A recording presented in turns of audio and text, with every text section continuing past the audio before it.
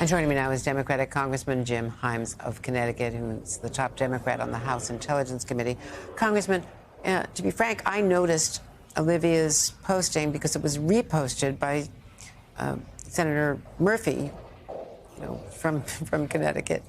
So there is a notice among those who will have to vote on his confirmation that Kash Patel is going after people who criticize him.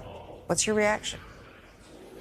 Well, not at all surprised, right? So, I worked with Kash Patel when he was a member of the Republican staff working for Devin Nunes, and he was distinguished mainly by his willingness to say and do anything to support Donald Trump, even if it was fantastical stuff. I mean, just make stuff up out of whole cloth. That's why, of course, he's been given this position. Absolutely no law enforcement experience. You played the clip, right? A commitment to deeply, deeply unconstitutional ideas. So I don't know if this particular nomination is worse than the Matt Gaetz nomination or better than the Matt Gaetz nomination, but it is something that should cause senators, if they have any self-respect, to say advice and consent means nothing if Kash Patel is confirmed to be FBI director. Well, there's also the fact that Matt Gaetz has already been rejected, pressure to withdraw.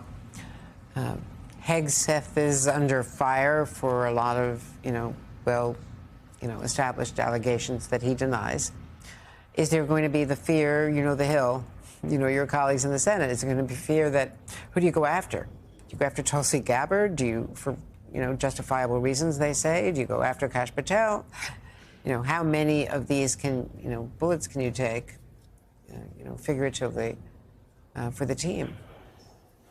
There was an America once when I think a senator would say, I've got two obligations here to the Constitution. One is to make sure that the individual is qualified. And again, I would suggest that somebody who's never been in law enforcement probably shouldn't have their internship atop the Federal Bureau of Investigation.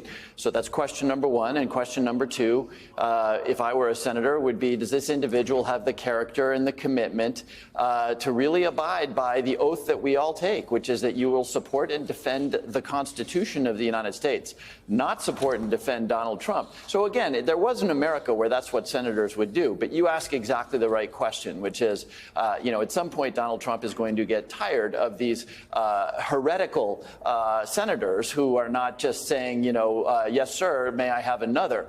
So the politics are going to become increasingly difficult as Donald Trump continues to offer. And by the way, I won't say they've been universal. There have been some good nominations, too. But as he continues to not offer these wacky nominations, the politics with the Senate are going to get pretty tough. Yeah, Marco Rubio as Secretary of State is one, example of someone who the Senate Intelligence Committee, Democrats have said he's been working as a partner and doing great work. He's experienced. He knows the field. Sure. That's John different Ratcliffe from at CIA. John is experienced. He was on the Intelligence Committee. Jay Clayton, former chair of the SEC for Southern District of New York. There have been some good nominations here. There have also been some outrageously silly nominations. And, of course, that's what we see with Kash Patel. And Mike Walls, for National Security Advisor, has experience as a member of Congress. Donald Trump has already tapped, as I say, Tulsi Gabbard to be his director of national intelligence. You were on the House committee. She's been accused of repeating Russian propaganda. She has said Syrian President Assad, whom she visited, Bashar al-Assad, twice, is not an enemy of the U.S. without notification. We've spoken more about your concerns. Have you heard anything more from your colleagues in the Senate about her confirmation? Because she's kind of going under the radar. But what I'm hearing, even from experienced diplomats among our Five Eyes partners, the 5 countries we get, so much intelligence from, is that they will not share certain sources and methods. If she is the person editing, if she's the DNI editing the presidential daily brief, and they just are going to hold some stuff back, they can compartmentalize.